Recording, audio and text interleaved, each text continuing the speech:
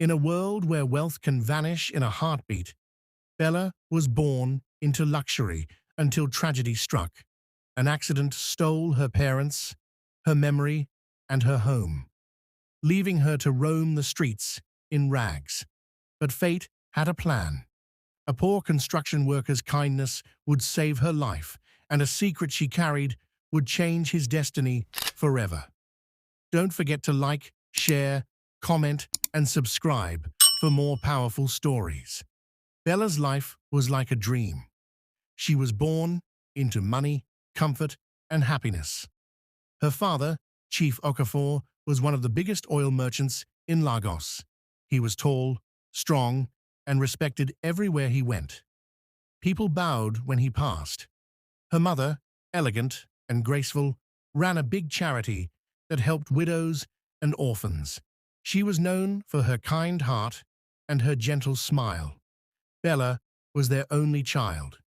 To them, she was not just a daughter, she was their crown, their tomorrow. Her father would often place his big hand on her head and say, "Bella, you are the one that will continue my name." Her mother would kiss her cheeks and whisper, "My jewel, my princess." Their mansion in Lekki stood tall, painted white like snow, with long palm trees bending in the wind.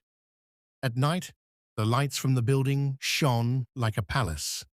Bella had her own room decorated with pink curtains, stuffed toys, and a balcony that faced the ocean. Sometimes she would stand outside, her hair flying in the breeze, watching the waves rise and fall. She felt the whole world was hers. Family vacations were the highlight of her childhood. In summer, they flew first class to Paris. She remembered standing under the Eiffel Tower, her father's arm around her shoulders as her mother took pictures. In December, they went to Dubai, where she rode camels in the desert and swam in blue pools under the hot sun. Christmas was always special. They would sometimes go to Cape Town, and her father would buy her big presents, wrapped in gold paper. Life was full of laughter and music. Birthdays were like carnivals. The compound would be filled with guests, fleets of SUVs lined up outside the gate, and photographers snapping pictures for magazines. Bella would always wear a gown imported from abroad, shining like a princess while friends and cousins surrounded her.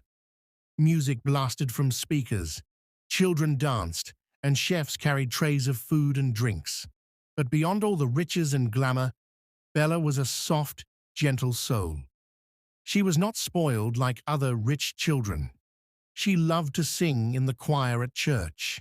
She loved to paint in her free time, and her paintings covered the walls of her room. At school, her teachers called her brilliant. She was focused, respectful, and humble. Her bond with her parents was strong. At night, her father would lead family prayers, his deep voice filling the sitting room. "God, protect my wife, protect my daughter. Let no evil come near my house." Bella would sit quietly, her eyes closed, her small hands clasped. Her mother would always end the prayer with, "Lord, keep us together, forever." They had no idea what was coming. One evening, after a family dinner, they all sat in the living room. Bella's mother wore a flowing red gown, her father in his white kaftan. Bella lay on the rug, scrolling through her phone. They laughed, talked about their next vacation, and her father promised her a new car for her graduation. "Daddy," Bella teased, "it must be a Jeep, not a small car." Her father laughed, his eyes shining. "Anything for my princess." Her mother smiled. "As long as you remain humble, God will bless you more than us." Bella giggled, her heart light. At that moment, life felt like it would always remain the same. Strong father, gentle mother, love everywhere. She felt safe, untouchable. If only she knew that the walls of her golden world were already shaking. If only she knew that happiness can vanish in 1 second, like smoke disappearing in the air. But for now, she curled up on the rug, smiling, listening to her parents laugh. She didn't know that this laughter would soon be a memory. She didn't know that the mansion would one day feel like a stranger's house. She didn't know the storm that was coming. The morning started like every other day. The sun was bright.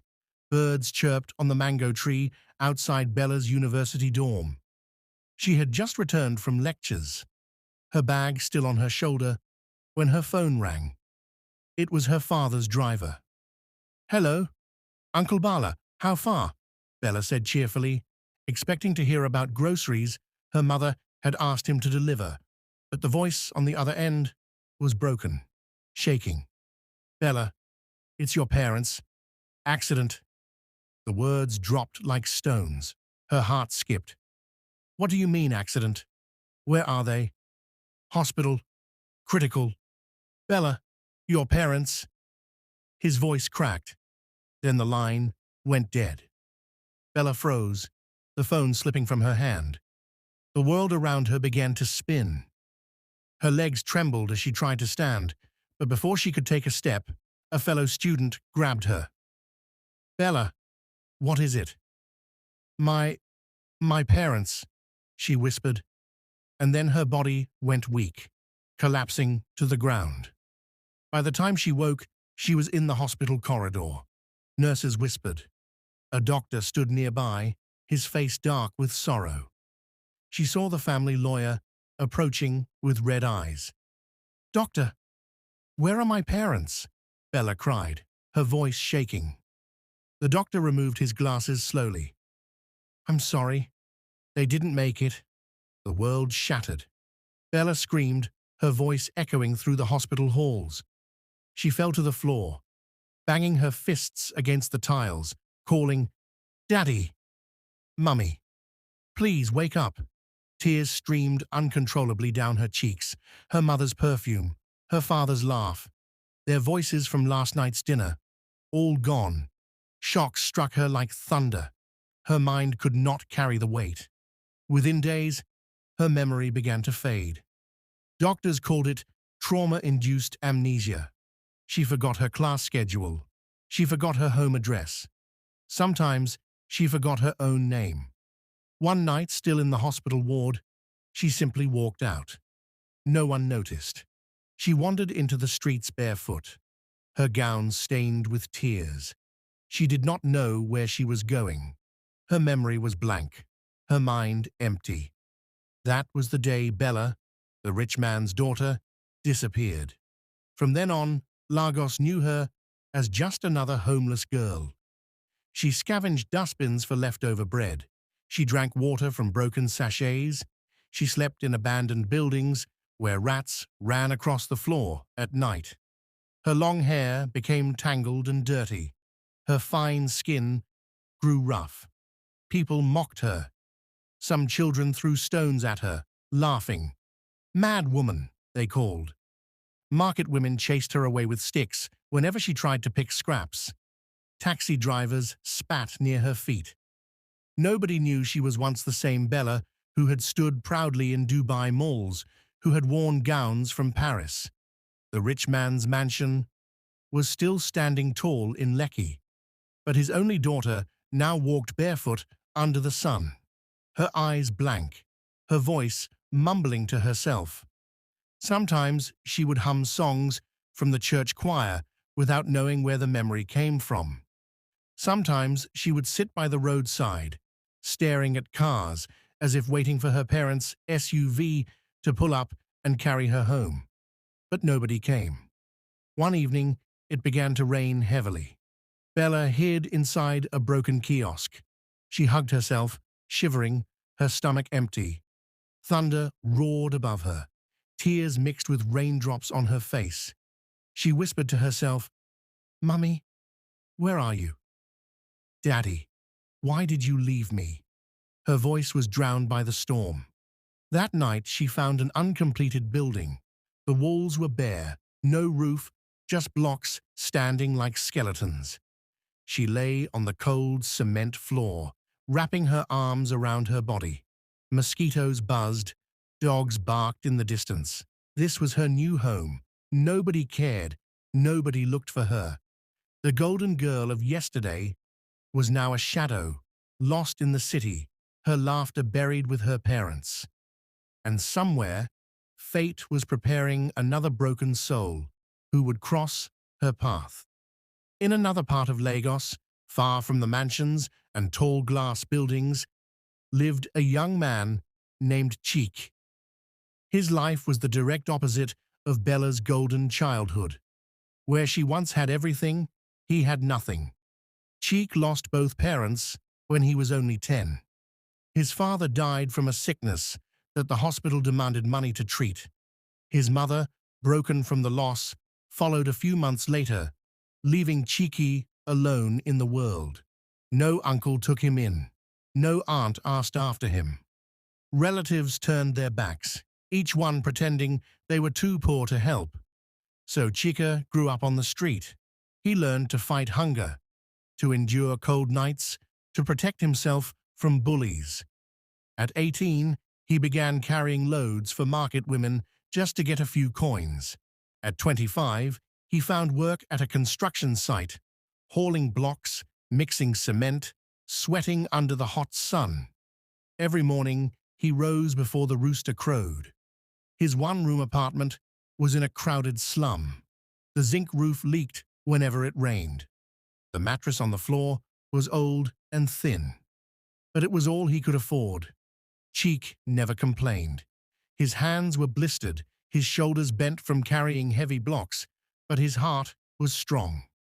He told himself every day, "One day, I will make it. I will not die poor like my parents. I will rise." At the construction site, he worked like a machine. Sweat rolled down his forehead, mixing with dust until his face was streaked with mud. He carried blocks, 2 at a time, when others carried 1.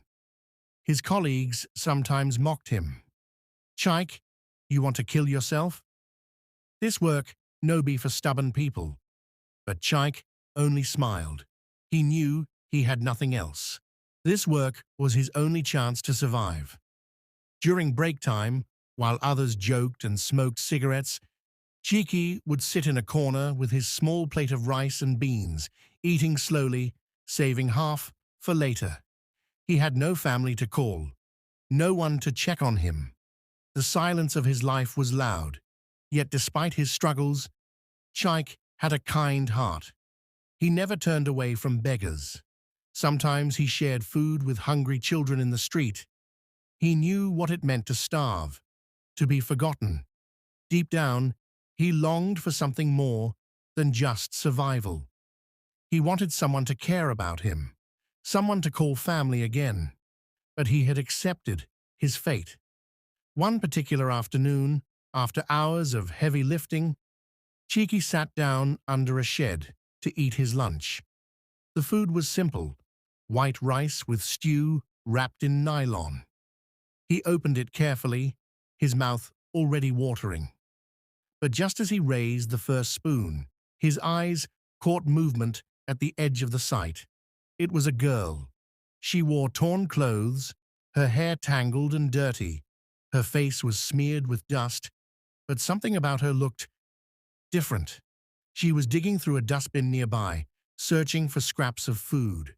She bent low, her thin hands shaking as she pulled out a half-eaten loaf of bread.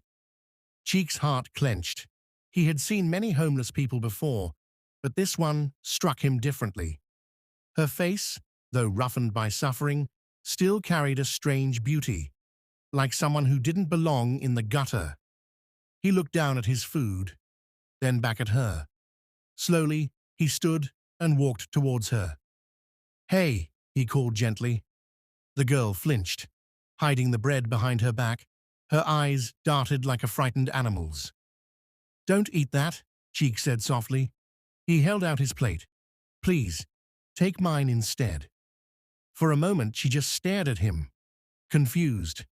Then, with trembling fingers, she took the plate. She sat on the ground and ate quickly, as if she had not tasted real food in weeks. Cheeky watched her silently, his chest heavy. He didn't know her name, didn't know her story, but in that moment, he knew one thing. This girl's pain was deeper than hunger. Something about her touched him, and from that day, without even planning it, Cheek's life and Bella's broken world began to slowly intertwine. The days blurred together for the girl, each one heavier than the last. Her hair grew wilder, her dress dirtier, her body thinner. She drifted through the city like a shadow nobody wanted. That morning, she walked slowly into a market, her bare feet scraping the ground. The stalls were alive with shouting traders and busy buyers. She moved between them quietly, her eyes dull, her stomach twisting with hunger. She reached out a trembling hand toward a woman frying a kara. The woman saw the ragged figure too close to her stall and snapped. With a hiss, she snatched the tray away and shouted, "Don't stand here! You'll drive my customers away." Heads turned. People began to laugh. A small boy picked up a stone and hurled it at her. It struck her shoulder. She flinched but made no sound. Her hand dropped, and she turned away, her face lowered in shame. At another stall she bent quickly, trying to grab a banana peel from the ground. The fruit seller noticed and swung a broom at her. "Leave that, mad girl, go and die somewhere else." Laughter followed again. Some people shook their heads, muttering, "She's cursed." Others didn't bother to look at her at all.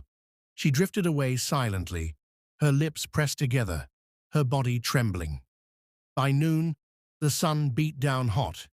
She sat at a junction, dust swirling around her, cars honking as buses loaded passengers. People walked past without a glance. Children pointed, giggling. "Mad woman! See her hair," one shouted. Another clapped his hands and danced around her before his mother dragged him away. The girl hugged her knees, hiding her face. She did not beg, did not ask.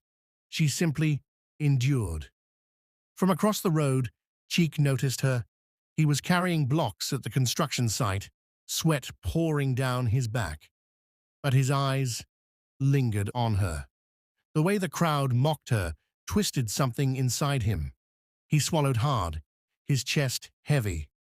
That evening, when work was done, he followed at a distance. She walked slowly, dragging her feet, her thin body swaying with weariness. At last, she turned down a narrow street and disappeared into an uncompleted building. Chica stopped at the doorway. Through the open blocks, he saw her curl up on the cold cement floor. She had no mat, no pillow, just rags clutched around her shoulders. Mosquitoes buzzed around her bare legs. The night wind whistled through, making her shiver. He clenched his fists, his jaw tight. His own one-room apartment was small, leaking, and hot. But at least it was shelter. At least he had a bed. Compared to this, he was living like a king. He turned and walked home slowly. But that night, he did not sleep. He lay on his thin mattress, staring at the ceiling, hearing echoes of the market laughter, seeing her shivering on the cement. She never spoke, not a word. No one knew her name.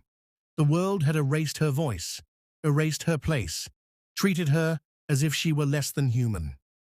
And yet, something in her silence was louder than all the insults around her. Something in her brokenness kept calling to him. Chica didn't understand it, but as he closed his eyes, he whispered to himself, "I can't let her remain this way." It was the beginning of a vow he couldn't explain, a vow that would bind his life to hers in ways neither of them could imagine. From that evening onward, something settled in Chica's heart. He couldn't explain it, but the image of the girl shivering on the cement floor refused to leave him. She hadn't spoken a word. Nobody knew her name, but her silence spoke louder than anything he had ever heard. The next morning, on his way to the construction site, Chica stopped at a food seller's stand. "Give me 2 wraps of rice, 2 meats," he said. The woman looked at him curiously. "Chica, no only you they eat like this?" she teased. He smiled faintly. "One for me, one for somebody else." At the site, while the other men ate loudly, laughing and drinking sachet gin, Cheeky carried his own food carefully in a black nylon. At break time, instead of sitting to eat, he slipped away. He searched the streets until he found her. She was sitting under a bridge, knees pulled up, her eyes vacant. He placed the food in front of her without a word. She hesitated, then reached out with trembling hands. She didn't look at him, didn't say thank you. But she ate until the nylon was empty. That was enough for Cheek. Day after day, he repeated the routine. Morning, he bought 2 meals. Evening, he searched until he found her. Sometimes she sat outside shops, being chased away by traders who shouted, "Dirty girl, you will drive customers." Other times, she crouched by roadside bins, her thin fingers digging for scraps. Each time, when she saw him approach with food, she paused, her lips tight, then stretched out her hands. She remained silent, but Cheeky saw the hunger, and that was enough. People began to notice. At the construction site, his colleagues mocked him.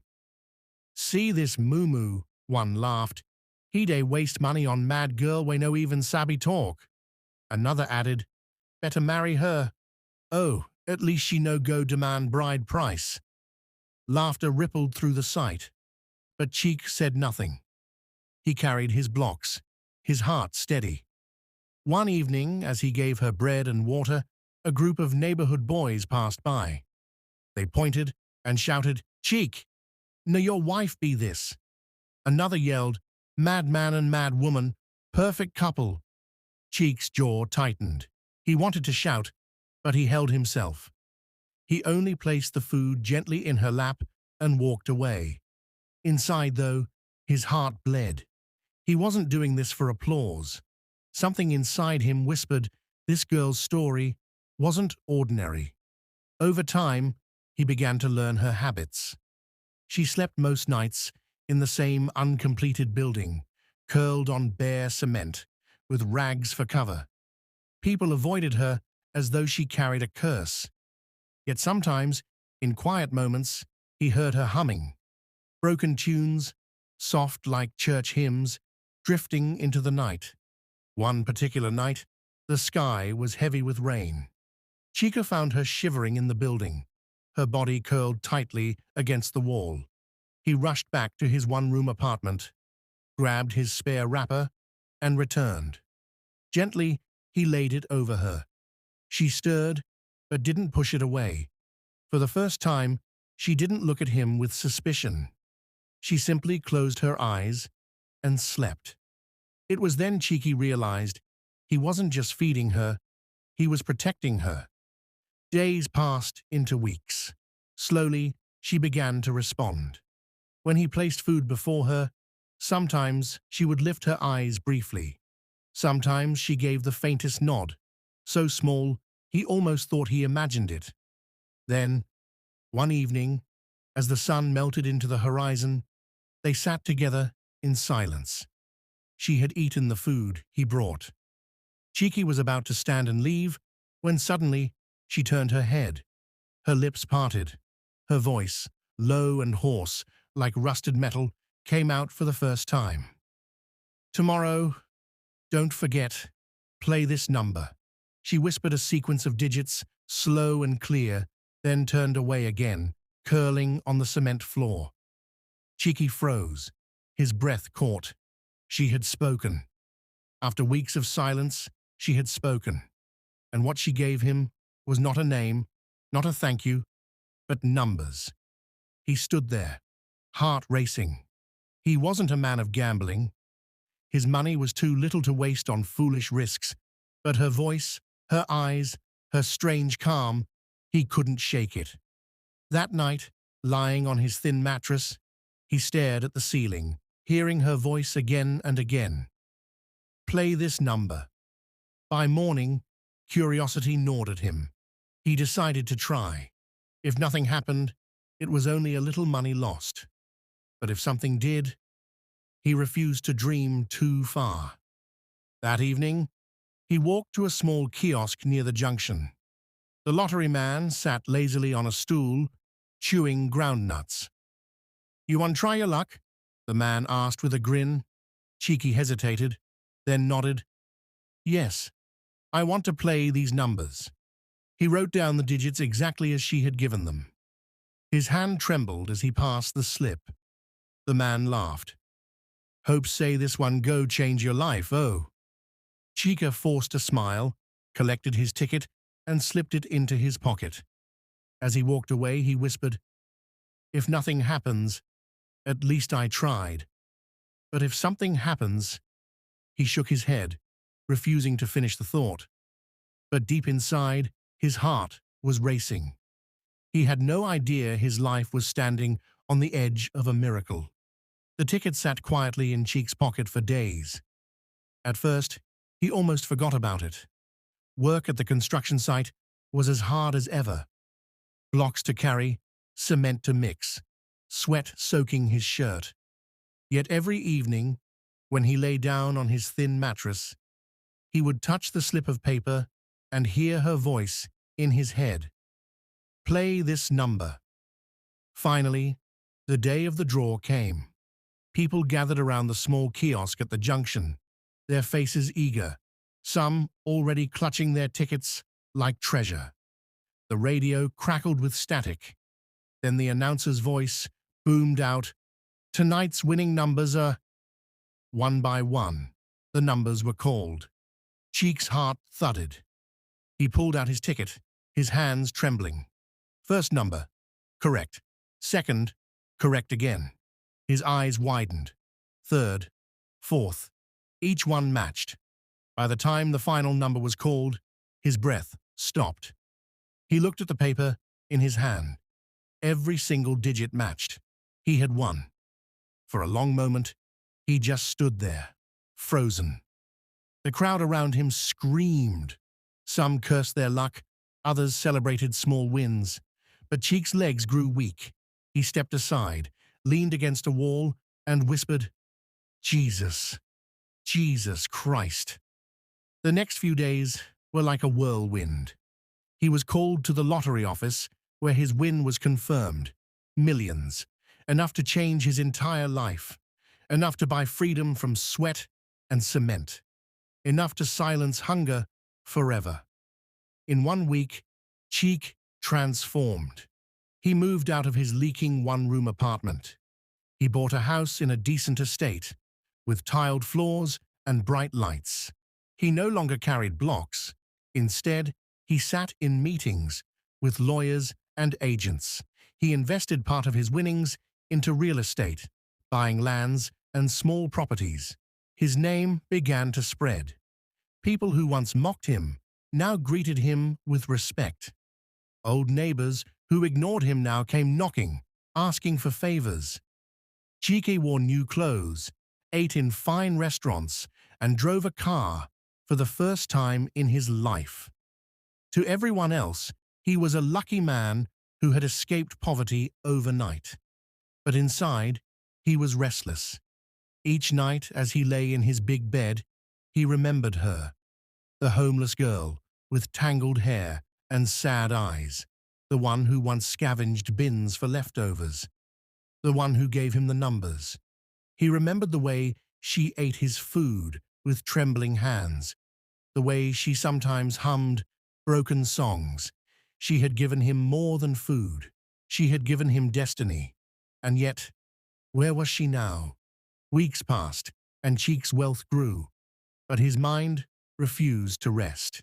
He tried to forget, telling himself, "She was just a mad girl.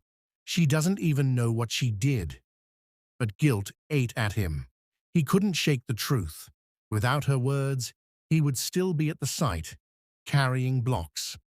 One afternoon, After a business meeting, he sat in his car, staring at the steering wheel. Suddenly, he whispered to himself, "I must find her." He drove through the old neighborhoods where he once worked. The air was still thick with dust, the noise of hawkers filling the streets. He parked near the construction site and looked around. Children played football barefoot. Market women shouted at customers, but there was no sign of her. Cheek's heart sank. What if she's gone? What if she died on the street? But he couldn't give up. He began asking around. Some laughed at him. "You mean that mad girl? She still dey roam. Sometimes she sleep for that uncompleted building near the junction." Cheeky's heart leaped. He thanked them and rushed off. Hours later, as the sun dipped low, he saw her. She was thinner, her dress more torn than before, her hair longer and wilder. She was bent over a dustbin, searching for scraps, just like the first day he had seen her. Cheek's chest tightened. For a moment, he couldn't move. The world had changed for him, but for her, nothing had changed. He stepped forward slowly, his voice breaking. "Bella." He didn't know why he called her that name. Maybe because she looked like beauty trapped in brokenness. She turned, her eyes blank, unrecognizing. He pulled out a bag of food and fruits, placing it in her hands. "Eat," he whispered. She blinked at him, then slowly began to chew. Cheek's eyes burned with tears. He had cars, houses, wealth, but until she was lifted from the dust, he knew he would never have peace. And at that moment, he made a promise in his heart. "I will not leave her like this. I will not forget her." He didn't know that his decision would soon uncover secrets darker than he imagined.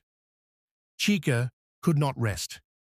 Night after night, he tossed on his big bed, thinking of her. The wealth around him felt empty while she still slept in the dust. Finally, he made up his mind. He would not leave her that way. One morning, he drove to the uncompleted building. She was there, curled up on the cement floor, hugging herself against the cold. The sight squeezed his chest until it hurt. "Wake up," he said gently, kneeling beside her. Her eyes opened slowly, dull and unfocused. She looked at him as if he were a stranger she half remembered, then turned her face away. He helped her to her feet. She resisted weakly at first, but soon let him guide her.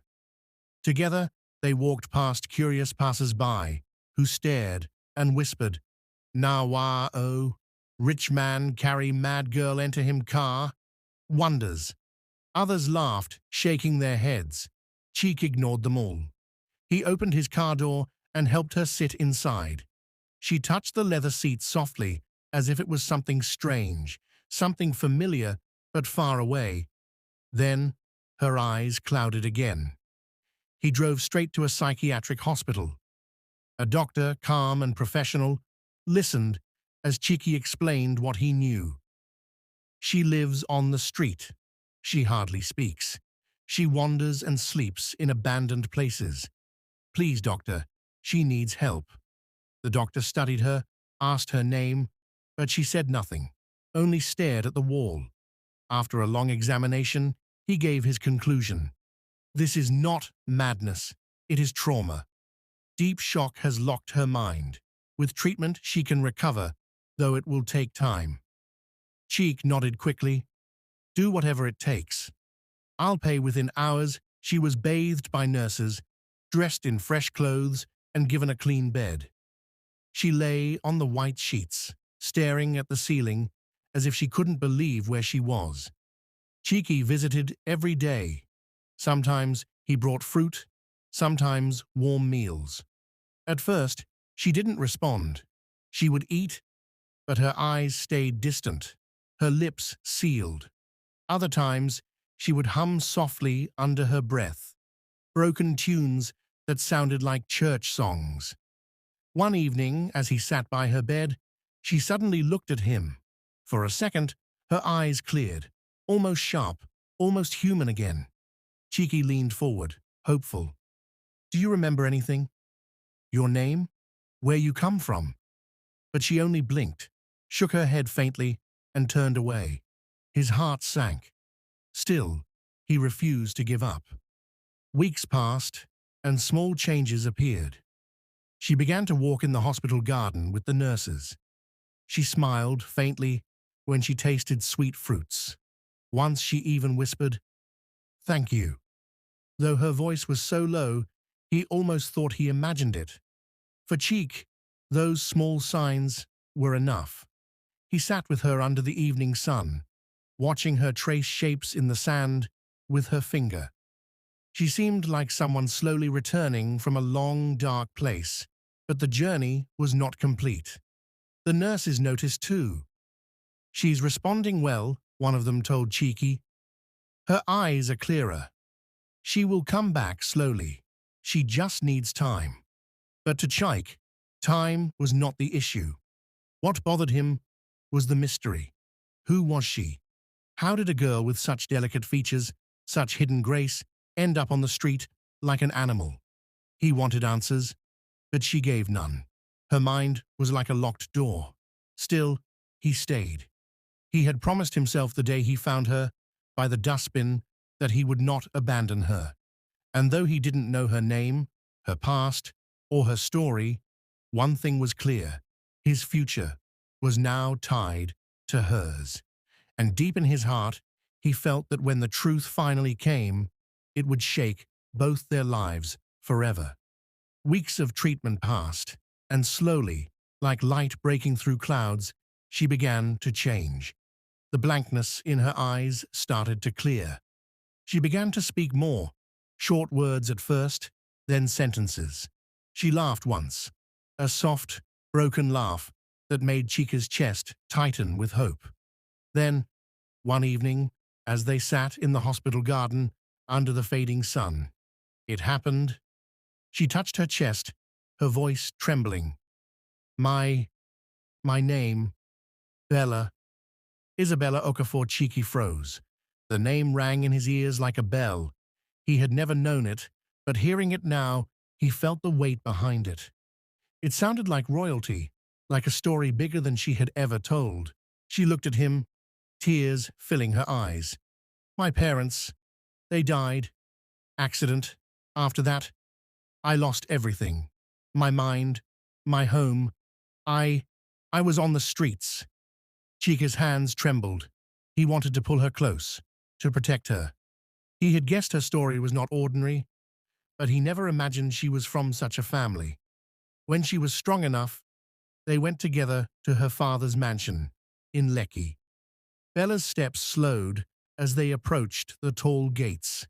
She had dreamed of this place for months in the hospital, but nothing prepared her for the sight. The house was alive with strangers.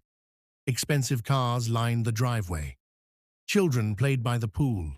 And there, in her father's chair, on the veranda, sat her uncle, dressed in flowing agbada, his wife beside him, dripping with jewelry. Bella's chest tightened.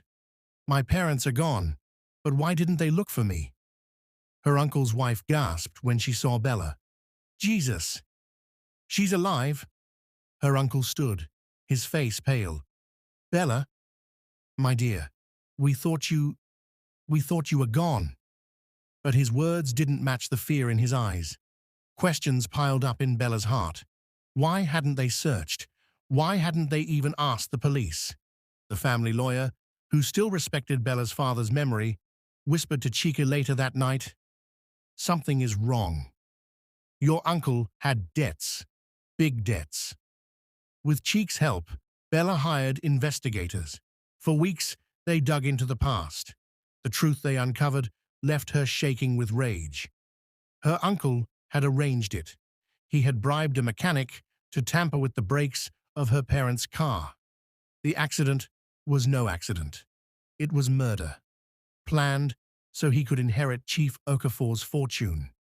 And while Bella wandered the streets, broken and forgotten, He and his wife moved into the mansion, living like kings. Bella collapsed to the floor when she heard the report. My own blood, my father's brother. Cheeky knelt beside her, his hand firm on hers. They took everything from you, but we will take it back. Justice will not sleep. The police came days later. In broad daylight, they stormed the mansion. Neighbors gathered outside as her uncle and his wife were dragged out in handcuffs, their faces full of shame. The same people who once bowed to him now spat at his feet. In court, the truth was laid bare. Evidence of the tampered brakes, documents of his debts, testimonies from those he bribed. The judge's gavel came down hard. Both her uncle and his wife were sentenced to long years in prison. Bella stood outside the courthouse afterward, the wind blowing gently through her hair. She closed her eyes and whispered, "Daddy, Mummy, you can rest now. Justice is done." Beside her, Cheek placed a hand on her shoulder. He didn't speak. He only looked at her with quiet strength. She turned to him, tears glistening. "You gave me food when I had nothing. You gave me life when everyone left me. I don't care about riches anymore. You are my treasure." Cheek swallowed hard, his eyes wet.